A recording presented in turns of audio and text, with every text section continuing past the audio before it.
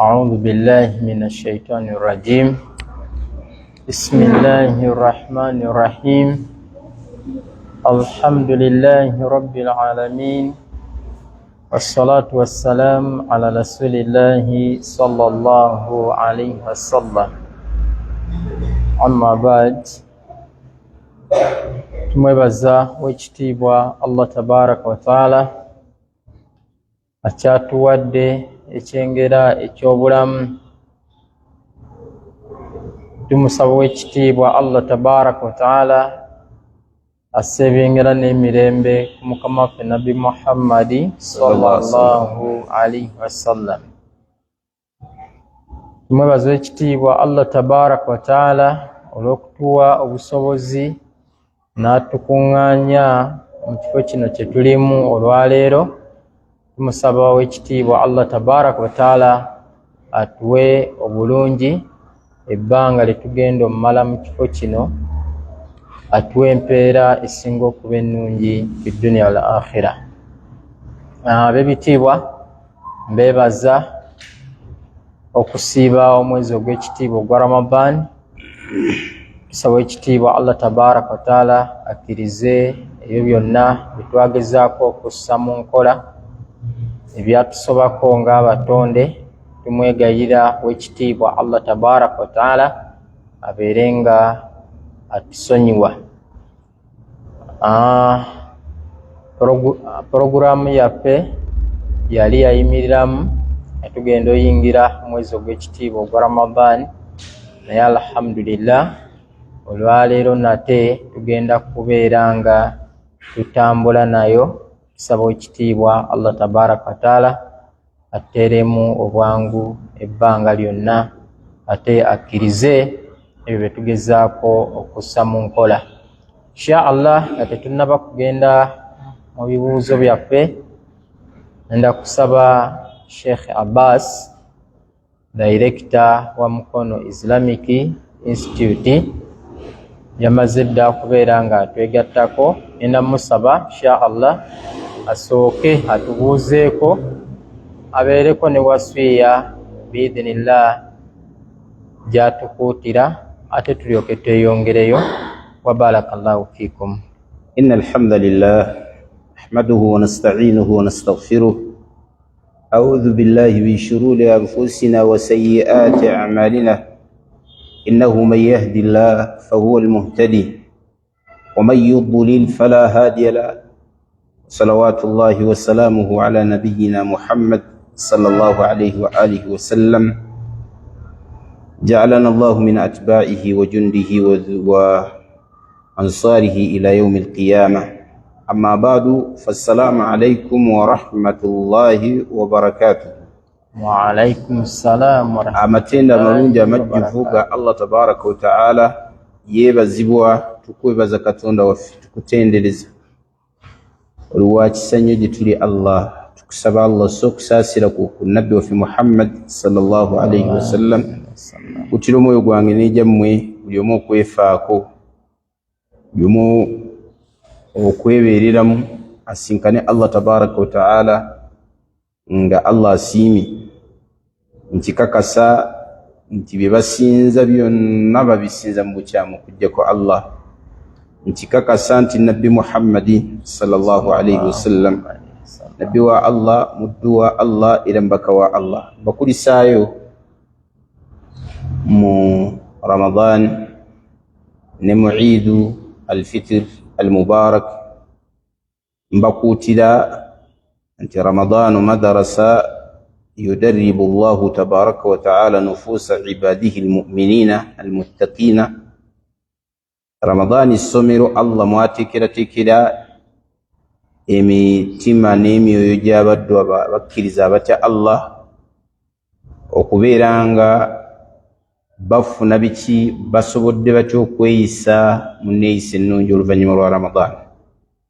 Kati owekitiibwa Allah yatukookinga mu Ramadan, olukookinga olwannamaddala, naye bangi Ramadan olwaggwako khalaasi ne basiibula. Amma omuyizi omulungi era bwe bakookinza obulungi, bw'afuluma Ramadan akola ebigwanidde okubeera nga bikolebwa obweru wa Ramadan. Wasiya yange tonotono ega nti Allah tabaraka wa taala yayina gaaya, yayina ekigendererwa mu kusiiba Ramadan, yaga nti la'allakum tattaqun. Allah tuwandikako okusiiba tusobole okumutya. Buli agaana okutya Allah tabaraka wa taala oba okukola ebirago okutya Allah tabaraka wa taala baada Ramadan, kiba kitegeeza nti tafunye mu Ramadan. Ebintu bisatu bikulu nnyo okubeera nga tubitwala mu maaso. Kisokera ddala mudawamatu taa, okuyitiriza ennyo okugondera Allah tabaraka wa taala kusigaddewo, okugondera Allah kusigaddewo. Nawe muli n'empisa, abantu mu Ramadan babeera n'empisa nnungi, banjala kubalumaku ndowooza, naye osanga omuntu nga bwakkuta ndowooza taabu. Kyolaba nti tusiiwuka nnyo empisa, tetulowooza nnyo ku Allah olw'okulya, so okusiiba kusigalewo ng'era bwe kubadde kuliwo. Okusiiba okw'emiteeko gyonna, okusiiba okw'emiteeko gyonna oluvannyuma lwa Ramadan bwe kuli.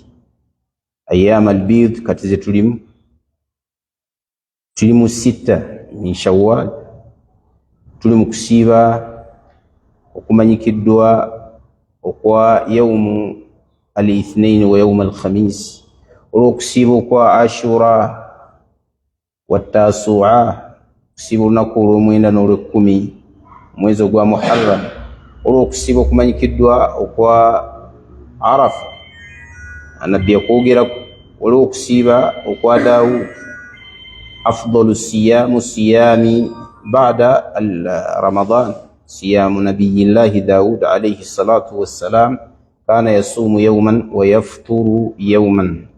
Okusiiba okwo kusigaddewo, abantu bakuutira okusiiba. Ensonga ey'okubiri, qiyaamu layl, tuyimirire ekiro. Nabbi sallallahu alaihi wasallama yayigiriza okuyimirira ekiro, tusigale nga tuyimirira ekiro ebbanga lyonna. Osobola okuyimirira tahajjud, wa min al-layli fatahajjad bihi nafilatan laka asa an yab'athaka rabbuka maqama mahmudan. Okusiiba okulala okuyimirirako ekirala okw'ekiro, Nabbi sallallahu alaihi wasallama yalinga ayimirira raka'a 4 oluvannyuma lwa salatu al-isha. Basahaba bakisigalako nga bakikola, era bagaa nti qiyaamu oba 4 raka'ati ba'da al-isha, okusaala raka'a 4 oluvannyuma lwa isha, ya'dilna oba ta'dilna bi'adlihinna min laylati al-qadri, tezimanyi laylatu al-qadri. Ebigambo by'abasahaba nga Abdullah ibn Umar, nga Abdullah ibn Abbas, Abdullah ibn Mas'ud, Abdullah ibn Amr ibn al-As, nga Aishatu radiyallahu ta'ala anha, nga sahaba gwe bayita Barra ibn Azib, nga sahaba gwe bayita Anas ibn Malik. Abo bonna bamanyikiddwa nti basapootinga raka'a 4 oluvannyuma lw'essala ya Isha. So okuyimirirako ekiro kusigaddewo, tekuggwaawo, kugenda mu maaso n'okubeera nga tuyimirira ekiro. Kisembayo al-infaqu fi sabilillah, okuwaayo mu kkubo lya Allah tabaraka wa taala. Kusigaddewo nti tuwaayo mu kkubo lya Allah. Ta'amul masakin, kuliisa ba miskin, okuliisa bamufunampola, abaavu ba aitam, be bannannyini mmere basigale nga baliisibwa. ويطعمون الطعام على حبه مسكينا ويتيما وأسيرا إنما نطعمكم لوجه الله لا نريد منكم جزاء ولا شكورا. Allah tabaraka wa taala ganti tuliisa baliisa emmere nga baliisa bannannyini jagala be ba miskini ne bamulekwa n'abali mu makomera oba abawambe, babaliisa kulwa Allah tabaraka wa taala, tebabeetaagamu mpeera yadde ki yadde okubeebaza. Barakallahu fikum, jazakumullahu khair. Faddal. Wa fika barakallahu wa jazakallahu khaira.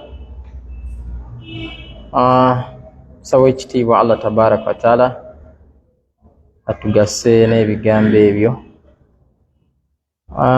Mu buufu obwo bwennyini bw'okusiiba n'agamba nti sheekhe oluvannyuma lwa Ramadan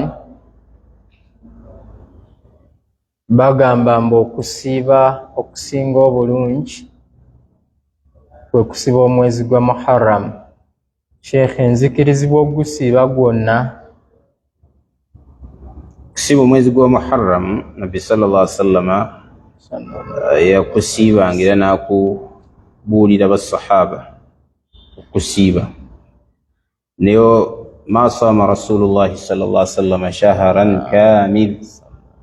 Nabbi sallallahu alaihi wasallam tasiibanga ku mwezi n'agumalako. Si sunna kusiiba mwezi gukola ki? Wakana yukthiru siyam fi Sha'ban, yayitirizanga nnyo okusiiba nnyo mu mwezi gwa Sha'ban. Teyasiiba Nabbi Muhammad sallallahu alaihi wasallam mwezi n'agumalako illa fi Ramadan, kujjako mwezi gwaki? Wa Ramadan ogw'etteeka. Era abawalimu bakwata ekigambo ekyo okuviira ddala ku baatusookawo. Nabbi sallallahu alaihi wasallam tasiibangako mwezi n'agumalako okujjako omwezi gwa Ramadan. Wakana yukthiru siyama fi shahri Sha'ban, yalinga ayitiriza nnyo okusiiba mu mwezi gwa Sha'ban, era omwezi ogukyasinze okubeera omulungi ogw'okusiiba nga bwe kyajja mu riwaayaati nga ziraga nti kwe kusiiba shaharullahi, guyita shaharullahi al-Muharram, kusiiba omwezi gwa Allah gwaki? Ogwa Muharram. So oli asobola okusiibamu ennaku ennyingi, naye si sunna kusiiba mwezi gumalako kujjako Ramadan, si kyamu sunna. Barakallahu fiik. Wa fiika barakallahu wa jazakallahu khaira. Onagamba nti sheekhe oyogedde ku laaka ennya oluvannyuma lwa salaatul ishaa'i, agamba nti tusaba otulambuliremuko. Ennya ezo ziri kuziri sunani rawatibu, tuzisaala ddi? Tuzisaalirawo oba tumala kwebakamu? Raka ennya oluvannyuma lwa salaatul isha Nabbi sallallahu alaihi wasallam yazisaala nga teziri ku rawatib. Rawatib tutegeezamu 12 raka 12. Nabbi sallallahu alaihi wasallam yagaa nti man sallaha bana Allahu lahu baitan fil janna, azisaala Allah tabaraka wa taala amuzimbira ennyumba mu jjana. Naye zino raka ennya zetutegeezaamu Nabbi sallallahu alaihi wasallam yazisaala oluvannyuma lwa salaatul isha ng'ogyeko rawatib, ng'asaalayo raka mmeka? Nnya. Yazisaalanga ate Nabbi Muhammad sallallahu alaihi wasallam zajja aqwaalu z'abawalimu ezisukka kwemu. Qawlu esooka yegamba nti tusalla ithnatayn, tusala bbiri nga bwe tutoola salaamu, era nga kyekigambo ekyasinga okubeera ekyenkizo, kuba Nabbi yagamba salatu llayli mathna faman khaafa as-subha falyutir. Sala y'ekiro omuntu asaala bbiri nga bw'atoola salaamu, huwa al-athbat, kyekyasinza okubeera ekinywevu. Qawlu ey'okubiri ye qawlu ya sahaba gwe bayita Abdullah ibn Mas'ud radiyallahu anhu, agamba nti tusalla 4 bitaslimatin wahida, tuzisaala nnyo mulundi gumu n'essalaamu emu. Qawlu ya Abdullah ibn Mas'ud. Qawlu ey'okuna ya tabi, yagamba nti 4 rakaati, y'omu ku batabi yagamba nti 4 rakaati ba'da al-isha tusalla ka hay'ati al-isha, tuzisaala nga bwe tusaala isha yennyini. Amakulu tusalli rak'atayn wa tatashahhad, n'okutuula tashahhud. Thumma ba'da dhalika tusalli rak'atayn wa tajlisu wa tusallim, n'osaala bbiri n'otuula salaamu. Ekimanyikiddwa min aqwaali ahli al-ilm. Akati ekyasinza okubeera ekinywevu tusaala bbiri olw'ekigambo ekyanywera mu bigambo by'omubaka Muhammad sallallahu alaihi wasallam.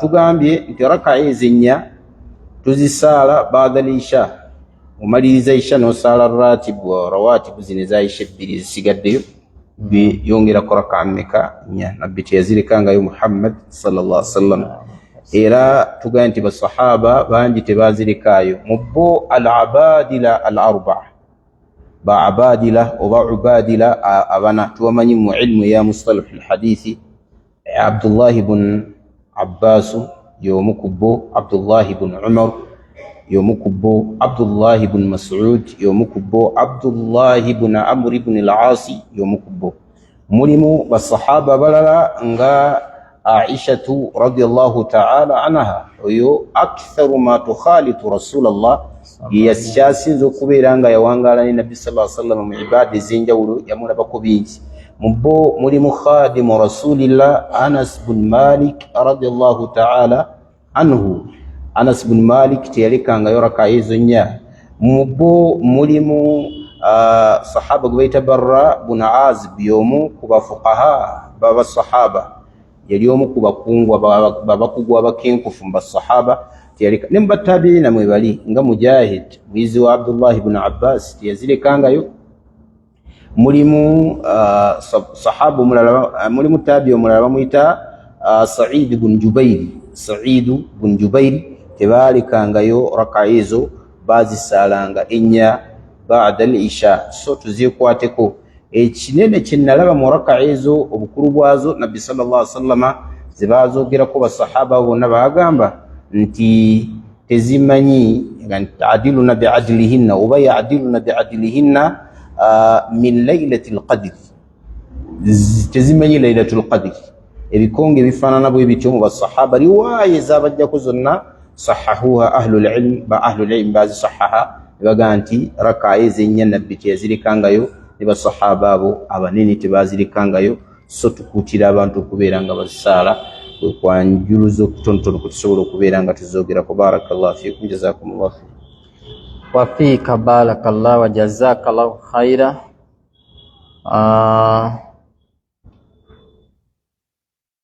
onagamba aliku online agamba nti shekhe bwembanga nasibye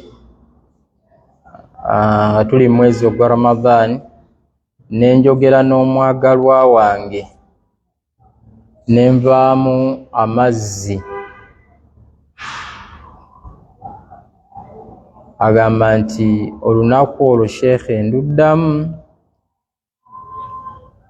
namulwa ntya amazzi agava mu muntu ga miteeko tuyina kyebayita albawulu netubeera nekyebayita alwadi netubeera nekyebayita almadhiyu netubeera nekyebayita almaniyu amazzi ago ag'ebiteeko egyo ena abawali mu bangi balaba nti amazzi ago gava mu basajja n'abakyala albawulu gwe musulo guno gutuvaamu twagenda okuba susu oyo susu gwe bayita albawulu ajma ahlul ilm ala najasatihi abawali mu bonna bakkanya nti omusulo bukyafu amazzi ag'omuteeko ogwokubiri ge bayita alwadi gavaayo abamu ku bawali balaba nti lwa bulwadde ge gasembayo ng'omuntu oluusi avuddemu omukojobo oba omusulo susu oyo akati waliwo agasembayo ge bayita alwadi abamu balaba nti kibeera aada mu nsonga za bantu abamanyikiddwa nga ye bw'amala okufuuyisa amazzi ago gavaayo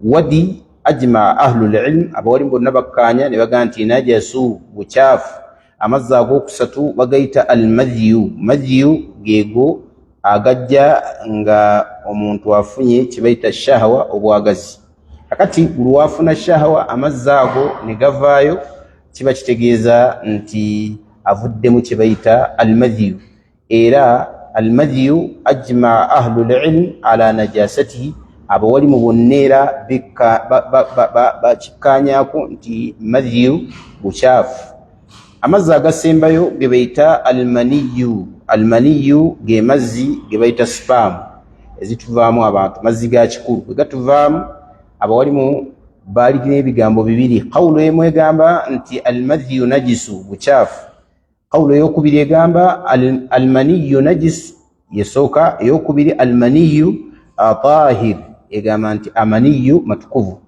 qawulu entuufu ku byo yegamba nti almaniyu amazzi ago tahiru matukuvu olw'ekigambo kya mama waffe Aisha radiyallahu ta'ala anha yagamba kuntu afrukuha min thawbi nabiyyi sallallahu alaihi wasallam farqa, natakulanga matakule mu lugwe lw'omubaka Muhammad sallallahu alaihi wasallam, thumma andahu fihi, oluvannyuma ne mmansawo tuzzi, thumma yusalli fihi, oluvannyuma n'alusaliramu nabbi waffe Muhammad sallallahu alaihi wasallam. Era bayongerako ekigambo ekiraga nti Allah tasobola kututonda mu mazzi nga makyafu. Allah tasobola tutonda, ekisoboka Allah kutonda muntu mutukuvu n'amutonda mu mazzi amakyafu. So ala kulli almaniyu gebayita maniyu tahiru matukuvu. Singa omuntu avaamu amazzi gebayita albawulu omusulo susu, afunawo agenda n'asitanja, bw'amala okusitanja n'abeera ng'omuntu oyo afuna wuzu nga gy'afuna ng'agenda okusaala. Singa omuntu avaamu alwadi, amazzi agasembayo oba agavaayo ng'omuntu amaze okufuka oluvannyuma lw'akaseera, tugamba nti atawaaza n'asitanja, wamala okukola istinja n'abeera nga afuna wuzu ng'ey'essala. Singa omuntu avaamu almadhiyu, amazzi ago ge bayita madhiyu agajja olw'obwagazi, tumugamba nti anaaza private parts nga bwe kyajja mu bigambo bya Ali ibn Abi Talib nti kuntu rajulun madha, navangangamu amazzi ago ge bayita madha, thumma sa'altu rasulallah sallallahu alaihi wasallam, nembuuza omubaka Muhammad sallallahu alaihi wasallam, nembuuza omusajja abuuze nabbi Muhammad olw'ekifo kye nali nina eri omubaka Muhammad. فقال النبي صلى الله عليه وسلم, نبينا غامبا يغسل أحدكم مذاكره, موانا هذا private parts زي, ثم يتوضأ وضوءه للصلاة, فنيما نافنا وزو ngaje tufuna nga tugenda okusala.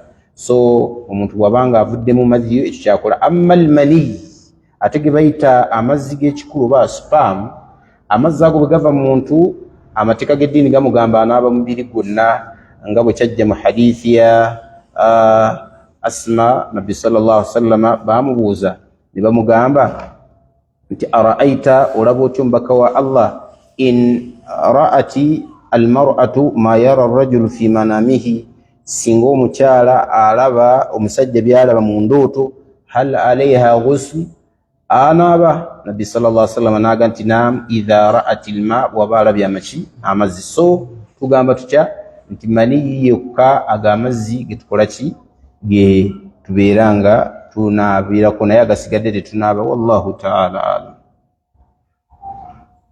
Barakallahu fiika. Fiikum barakallah. Buuza ekiddako, n'agamba nti sheekhe, singa mbanga ndi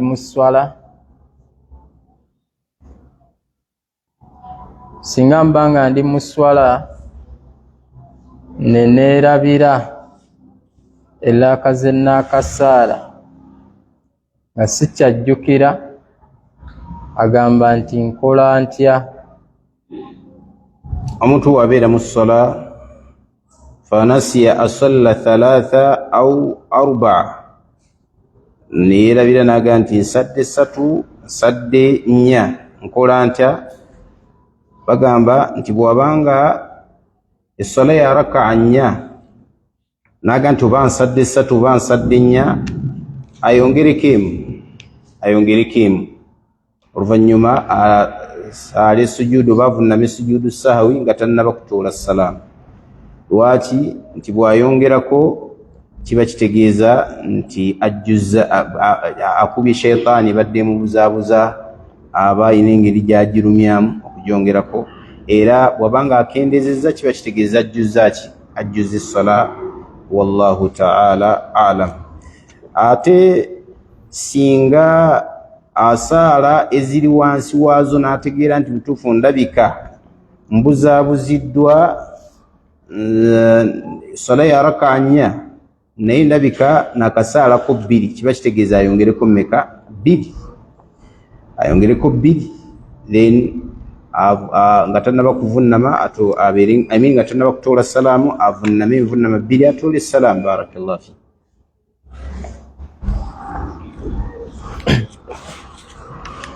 Bufwe bumu nabuuza nti shekhe, singa imaamu abanga atusaaza neyeerabira okutuula tahiyatu esooka n'asituka busitusi, abagoberezi ne bamujjukiza bo nga balemedde wansi, naye nga imaamu amaze okutereera okuyimirira kwe, abuuza nti imaamu akola atya? Era singa abagoberezi balemera wansi, imaamu n'akomawo nga balemeddewo, gamba nti eswala eramulwa etya? Aqwalu z'abawalimu okwerabira kwa imaamu n'asituka n'atereera mu kiyungo oba ku kiyungo ziwerako, naye zasinga okwatiikirira ebbiri ze zino. Esookera ddala bagamba nti takomawo, kasa atebenkera ku kiyungo khalaasi takomawo, agende mu maaso. Era kikakata ku bamamumiina yadde mulaba nga imaamu yeerabidde okubeera nga muyimuka kasita mujjukiza n'akola ki? N'agaana. Mathalan, imaamu agenze Allahu akbar ayimuse n'emikono avunze, subhanallah subhanallah, mulaba tadda, khalaasi mumuyimuke mukole ki? Mwegatteko. Era amateeka g'eddiini gagamba nti omwawukanako kwekyo fa antum aathimun, muli baki?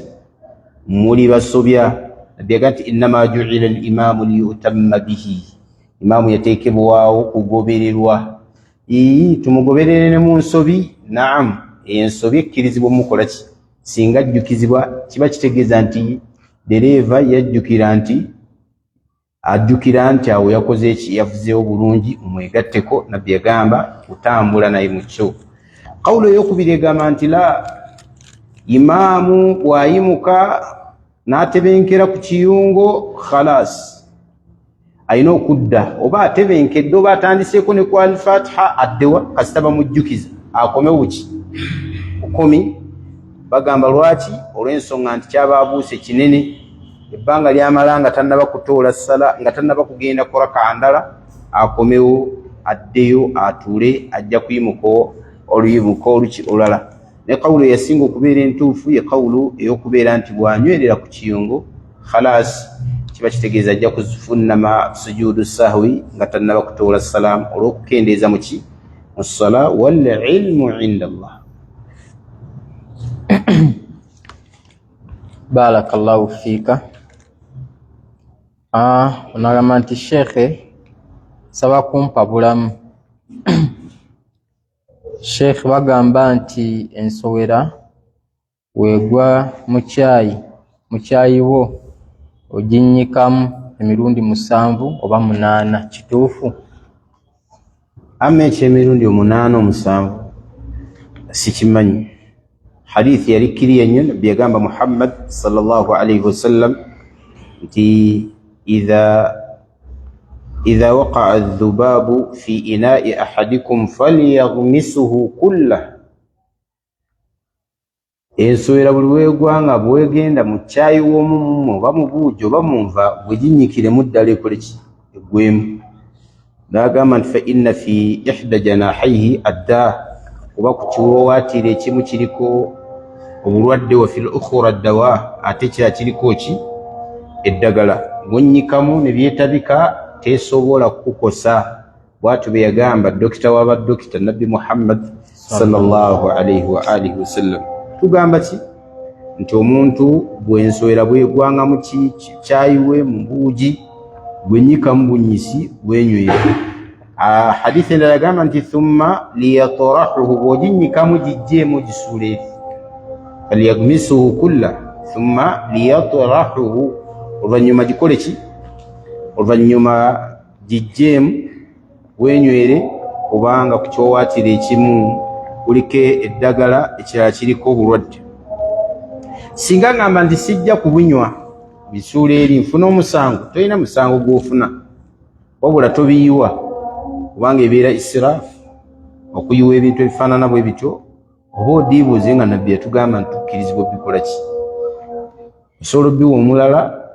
Ate waliwo abantu abali balina effujjo, agenda n'agamba mbu nga nnyo bikyafu ebifaanana bwe bityo. Eyayigiriza obusiraamu agaba si bukyafu, era ekyo kyekimu ku biraga mu kukkiriza mu nabbi Muhammad sallallahu alaihi wasallam. Omuntu okukkiriza nti nabbi information eyo gye yaleeta ntuufu n'aginyweza n'agikolerako, kitegeeza nti yategeera nti nabbi Muhammad sallallahu alaihi wasallam nabbi wa Allah era mbaka wa Allah, teri kyeyayogera ng'akyogera lwa hawa, in huwa illa wahyu yuha, bwali bubaka nga buva wani wa Allah tabaraka wa taala. Amma abantu ebintu bibagenda beeyogeza, okyogera ekyo n'asooka yeesiwala okumala eddakiika nga 3 naga ani anywa ebyo. Akati ekifaanana bwe kityo omukkiriza tabyogera.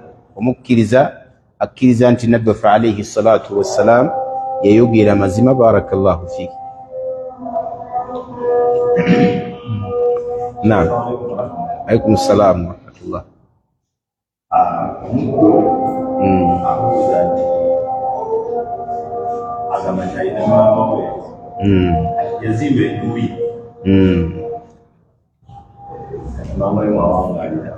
Naam. Awamu ne basisters be ne baganda babalala naye ennyumba y'ono kyalabuuza nti omu ku baganda be Allah amubeera ekirwadde ekya siriimu. Naam. Maama amugoba ave mu maka amuviire addeyo mu maka eri ewabbaawe yava n'ekirwadde ekyo kyannawookera ate ng'era amakago gye yava yali tebaali bafunye waali yali nabyewanga yali yefumbizaayo. Omukyalo n'agamba akoze atya, alamulwatya ku mbeera eyo. Maama tayagala sisita waabe eriwaka olw'omulwadde wa siriimu, atamusirikate ebifumbo gye yali ayendera. Embeera eyo sooka kwa byonna maama tagwanidde goba muwala n'ebikolobero bye yakola. Maama tagwanidde goba muwala we, oba asigala muwala we bbanga lyonna. Ate embeera gy'alimu omuwala gy'asinga okwetaagira mu maama we ey'obulwadde, era maama akubirizibwa omwana okubeera ng'amuzza. Omuntu ne bw'azaala omwana nga mubi atya asigala mwana we, okujjako mu mbeera emu Allah tabaraka wa taala gye yagamba Nuh ng'ajeemedde Allah tabaraka wa taala agenda kuzikirira, Allah agenda mutwalaganya. Nuhu n'amugaa nti ya rabbi inna bini min ahli, omwana wange mwana wange, wa inna wa'daka lahaq, endagaano yo y'amazima. Allah n'amugaa nti ya Nuhu innahu laysa min ahlik, omwana oyo takyaliwo, siwo, tali mu bantu. Innahu amalun ghayru salih, si mulimu mulungi. Kitegeeza ki? Kitegeeza nti omwana mu mbeera yonna ne bw'akola ezzambi asigala mwana wo. Sala amagezi ngeri ki gy'osobola okubeera nga omubudaabuda nga bw'omulaga n'ensobi gye yakola. Mwana wange weenenye eri Allah, mwana wange weenenye eri Allah. So sigamba nti nabigamba nga wano mutereeze eddiini mwagaana. Waliwo abazadde abamu ng'akola bw'atyo. Bannange nabbi Muhammad sallallahu alaihi wasallam kaana harisan ala hidayati nnaas, yali afaayo nnyo okuluŋŋama kw'abantu, hatta ala firashi mauti, okutuusiriza ddala omuntu ng'ali ila firashi mauti, ali awo ku kitanda agenda kufa, nabbi ng'abeerawo. Kala mulaqani shahada ya amma qul la ilaha illallah, qul la ilaha illallah, tagamba la ilaha illallah kalimatan ashhadu laka biha inda Allah. Yogera ekyo, tunuulira hirsu nabi sallallahu alaihi wasallam, omululu gwa nabbi okululunkana kwe ala hidayati nnaasi, kuluŋŋama kw'abantu. Omunnanfuusi Nabi sallallahu alaihi wasallam yahris ala an yad'u lahu, nabbi alulunkana n'okumusabira. mutabani w'omunnanfuusi ajja eri omubaka Muhammad sallallahu alaihi wasallam, Abdullah ibn Ubay ibn Salul, maata abi, taata afudde, siina sanda, badde nsaba omunsabirire nako. Nabbi n'amuga nti idhan afal, nabbi n'aga nti kaŋŋende musabiri. Aba agenda bw'ate, Umaru n'amuga nti ya Rasulallah atusalla alayhi, atusalla alayhi, atusalla alayhi ya Rasulallah, omusaalira. Innahu la munafiq, omusajja munnanfuusi. Umaru amujjukiza ebyekola omunnanfuusi. atusalla alayhi waqad qaala la in raja'na ila almadina la yukhrijanna al-a'azzu minha al-adhall, wetunaddayo Madina nti agenda kufulumya omubaka wa Allah. Nabbi wuliriza hirsi ye yagamba, ya Umaru inna Allaha khayyarani, Umaru Allah yanteerawo option, naga nti astaghfarta lahum, obasabidde Allah okubasonyiwa, wa in tastaghfir lahum 70 marra, nowona obasabire emirundi 7 la yaghfir Allahu lahum, Allah tajja kubasonyiwa. Naga nti Nabbi sallallahu alaihi wasallam saazida ala 70, kale nja kwongerako ku 7 paka Allah bwe yassa obujulizi obulaga nti omunnanfuusi tasaalirwa. Nabbi sallallahu alaihi wasallam n'agamba teyagenda mu maaso. Kitegeeza ki? Nti Nabbi sallallahu alaihi wasallam kaana harisan ala hidayati nnaas. Laqad ja'akum rasulun min anfusikum azizun alayhi ma anittum harisun alaykum bilmu'minina raufur rahim. Ombaka bajjidde ng'ombaka oyo muntu nga mmwe, era ebibaluma bye bimuluma, ayagala nnyo okuluŋŋama kwammwe, ate abakkiriza raufur rahim. Arrafa ghayatu rahma, musaasizi nnyo eri abakkiriza. So tugamba tutya? Tugamba nti maama tagoba mwana oyo, ambuulirire. Wabula mulabanga maama alemeddeko, ate nammwe obutakola misango mirala, mufune ekifo muteeke mu muganda wammwe mulabirirawo. Yadivaizi yokka ginyinza okubawa, mufune ekifo. Temuddaawo nti ate maama eno ennyumba nze yagizimba era tuviire wano, maama asigala maama. Ate muyinza okugwa mu misango emirala. Wekitiibwa Allah tabaraka wa taala yatugaa nti waqul lahuma qawlan ma'rufan, oogera nabo bigambo nga biwooma gye bali. Maama walikoze bwoti, maama walikoze bwoti, weewala okugwa mu nsobi ne maama wo. Barakallahu fikum, jazakumullahu khair. Fika barakallah, jazakallahu khaira. Kibuuzo ekiddako yamba nti sheekhe, nzikirizibwa okugatta nniya ya Ramadhan n'ey'ennaku enjeru n'ey'okusiiba Mande omulundi gumu? Niya eya sunna tetugigatta na farada, niya ya sunna tetugigatta na farada. Naye za sunna abawali mbagamba nti obanga obadde n'omudawama ne istimrar ozigatta. Mathalan, insanu kana yasuumu lithnaini wal khamis, omuntu abadde asiiba Mande n'olwokumeka? N'olwokuna. Osiiba Mande n'olwokuna, Allah n'agera ne sittati ne zisanga olw'Mande n'olwokuna, olwosobola obbigatta.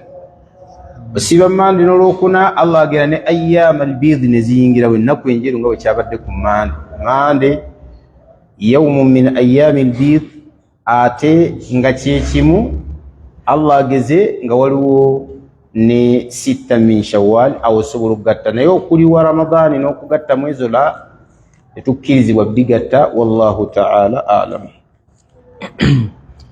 Barakallahu fikum.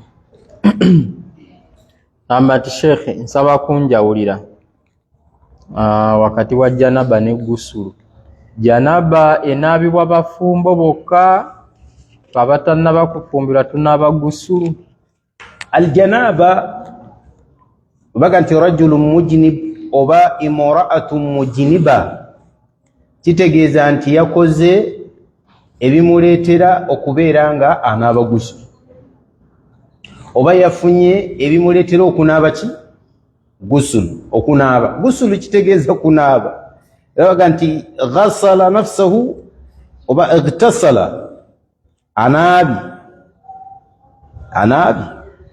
kati ta'mimu al-jasad bil ma okuddira amazzi n'ogabunya omubiri gwonna okuva ku luviiri paka wansi ku bigere ekyo kibayita ghuslu kibayita okukola ki okunaaba amma janaba omuntu wabeera mujinibu kiba kitegeeza ate akoze ebyetaagisa okunaaba tobolaba abamu omuntu wabanga avudde ne mu haidhu baga nti mujinibu aba alina janaba abamu kuba walimu naye nga haidhu ne janaba oluusi bitera okukola okwawukana janaba etera kubeerawo bantu nga bagenze mu nsonga z'abafumbo oyo anaaba aba afunye janaba omuntu bw'avaamu amazzi g'ekikulu ge bayita almani aba afunye janaba kiba kitegeeza alina okukola ki okunaaba omuntu bwe yeeroterera abeera mujinibu n'avaamu amazzi weeroteredde n'ovaamu amazzi ago obeera ne janaba kiba kitegeeza tastahiqu lghusl oba istawjaba lghusl teeka oba olina kunaaba mubiri ki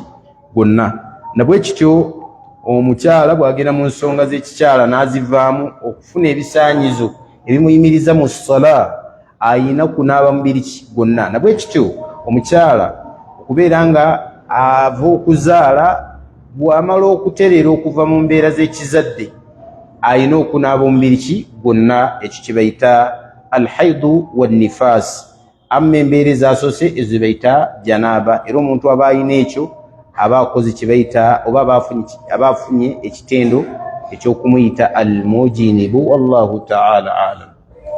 Barakallahu fikum. Ekibuuzo ekisembayo biidhinillah kyama nti sheekhe saba kumpa ku miteeko gy'abantu abatakkirizibwa kunaazibwa nga bafudde.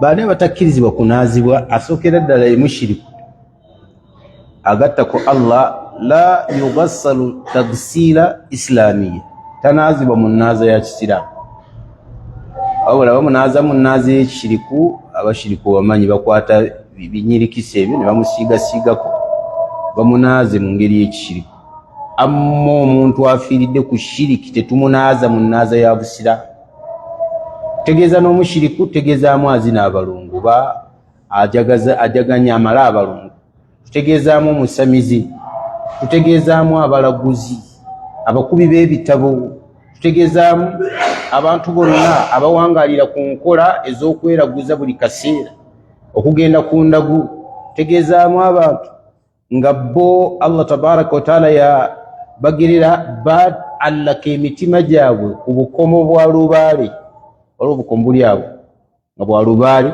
omuntu akakkiririzaamu Nabbi sallallahu alaihi wasallam yagamba man allaqa tamima fala atamma Allahu lahu du'a khabariya min nabiyyi sallallahu alaihi wasallam omuntu eyeteekamu yiriza ensiriba Allah tabaraka wataala tasobola tutuukiriza byayagala era ayinza okumaliza nga afiiridde ku nsiriba waman allaqa wada fala wada'ata lahu n'omuntu yenna yeteekamu ekintu kyonna nga akitaddeko omutima gwe ng'asuubira ekigenda kusiibula ebirwadde musujja biki Nabbi sallallahu alaihi wasallam yagamba nti tekisobola kubeera nga kituukiriza byakola byayagala so abantu abakola ebyo byonna tetubasaali tetubanaaza tebanaazibwa omuntu owokubiri yatasaala oliwo abatasaala ate lwaki mumunaaza taariku ssala ennaku zino tulina omusomo n'abawalimu b'emukono nga guli ku hukumu taariki ssala gutambudde gwatandika mu Ramadan lwa 6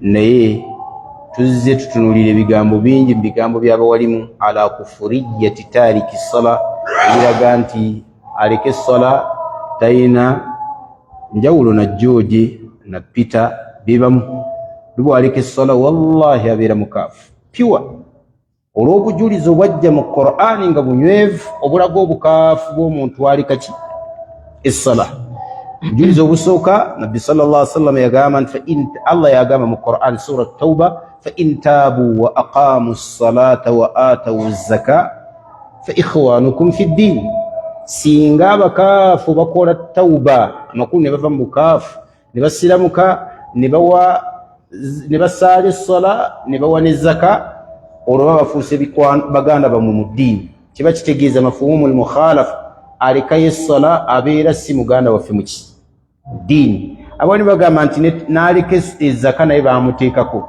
naye zaka yajjirako obujulizi nabbi sallallahu alaihi wasallam yali ayogera ku muntu aleka zaka okugiwaayo bagenda kumuleetera ekintu nga kiringa paasi bakikoze mu zaka gye yalekanga batandika omugolola nakyo saidi yadde ya kkono bamuyise mu maaso ne mu mugongo bamubonereze nakyo nabbi yagamba nti thumma yura sabiluhu oluvannyuma ekkubo lye lijja kulabibwa Allah waddemba okugamba nti imma ila aljanna ayinza omuwa ejjana wa imma ila nnaari boga nti kamwokya omuki omuliro ekibeera nti omuntu aleka zaka ali tahta mashiatillah Allah tabaraka wataala asobola omwokya oba Allah asobola okukola ki Allah asobola okumusonyiwa n'amuwa ejjana amma omuntu aleka essala wekitibwa nabbi Muhammad sallallahu alaihi wasallam yagamba al ahdu alladhi bainana wa bainahum as-salah enjawulo eri wakati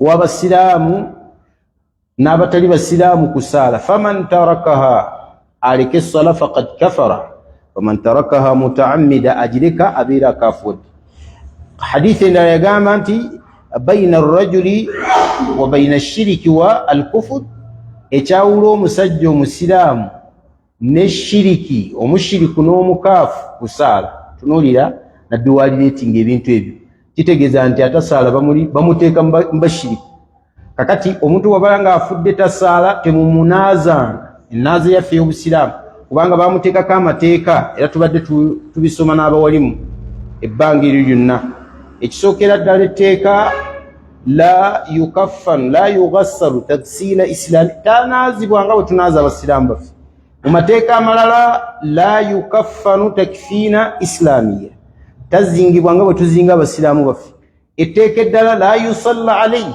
tasaalirwa etteeka eddala la yudfanu fi maqabiri lmuslimin taziikibwa bwe tuziika basiraamu baffe agaana okusaala etteeka eddala libamuteekako la yarithu abaahu inkaana muslima takkirizibwa kusikira kitaawe wabanga kitaawe abadde musiraamu tamusikira olw'ebigambo by'omubaka Muhammad sallallahu alaihi wasallam yaga nti la yarithu almuslimu kafira wala alkafiru muslima omusiraamu tasikira mukaafu n'omukaafu tasikira musiraamu amateeka ago mukaafu tasikira musiraamu n'omusiraamu tasikira mukaafu nabbi yagamba amateeka ago ge twogedde gali wansi w'omuntu aba alese essala kasita bimala okunywera yandariju tahtahu hadhihi al ahkam amateeka ago gakka wansi w'omusajja oba omukyalo oyo eyagaana okukola ki okusaala ekisemberayo ddala kwatasaala yukhlau anhu alwilaya tumujjako n'obukulembeze Allah bwe yali yamuwa bukulembeze eki tagaba mwana we muwala nga musiraamu muntu abadde tasaala tagaba mwana we nga musiraamu era gavumenti bwebanga ya busiraamu ega nti ogutasaala at least muganda wagabe muganda we waba taliiwo kale jjajja azaala taata ono agabe oba mutabani we mwannyina w'omwana omwo muwala amugabe oba si ekyo kale omuntu atasaala bwabanga tetufunye agaba muwala we yenna imaamu amukole ki olw'ekigambo ky'omubaka Muhammad sallallahu alaihi wasallam ekigamba al imaamu waliyu man la waliya lahu imaamu agaba omuntu yenna atalina amugaba ng'oyo nga kitaawe takola ki tasaala so omuntu atasaala tanaazibwa omuntu omulala atanaazibwa ye muntu gwe bayita omunnanfuusi afiiridde ku bunnanfuusi bwe bayita annifaaku l-i'tiqaadi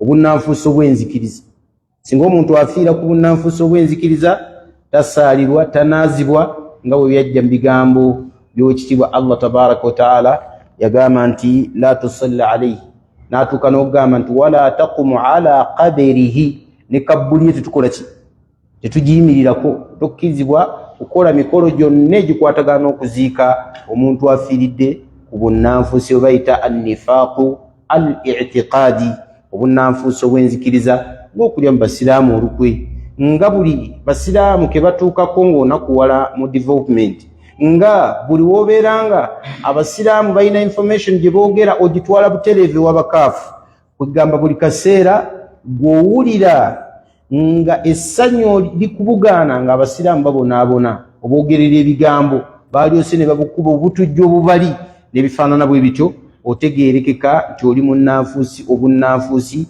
bwe bayita al-i'tiqaadi. Allah tabaraka wa taala bwe yali aboogerako yagamba wala ta'rifannahum fi lahni alqawl, omunanfuusi k'omutegeerera mu bigambo byayogera, akolera mu nnyensobi munanfuusi. So tusaba Allah tabaraka wa taala ataasibi mu bantu abalala abatanaazibwa naye nga si lwa bubi, abawali bayongerako omuntu afudde mu jihaadi baga nti waba omusaayi gwe guvuddeyo tumuziika n'omusaayi gwe azuukire mu maaso ga Allah tabaraka wa taala nga ali mu mikolo gyaki gyakulwana mu kkubo lya Allah, baali ng'ali mu mbeera gye yafiiramu ey'okulwana mu kkubo lya Allah tabaraka wa taala. Barakallahu fikum, jazakumullahu khair. Wafiika barakallah, mujazakallahu khaira. Tusaba ekitiibwa Allah tabaraka wa taala akkirize atugase n'ebyo bye tujjukanyiza olunaku olwaleero. Obudde bwe tumaze mu kifo kino tumusaba ekitiibwa Allah tabaraka wa taala abeere nga atuwaamu empeera esinga okuba ennungi fi dunya wal akhira. N'abali ku online tusaba ekitiibwa Allah tabaraka wa taala obudde bwe bawaddeyo data waabwe Allah abeere nga abasasula empeera esinga okubeera ennungi fi dunya wal akhira. Wa barakallahu fikum. Insha Allah jatandikiraawo olwokusatu olujja biizni subhanahu wa ta'ala. Wa barakallahu fikum. Assalamu alaikum wa rahmatullahi wa barakatuh. Alaikum assalam.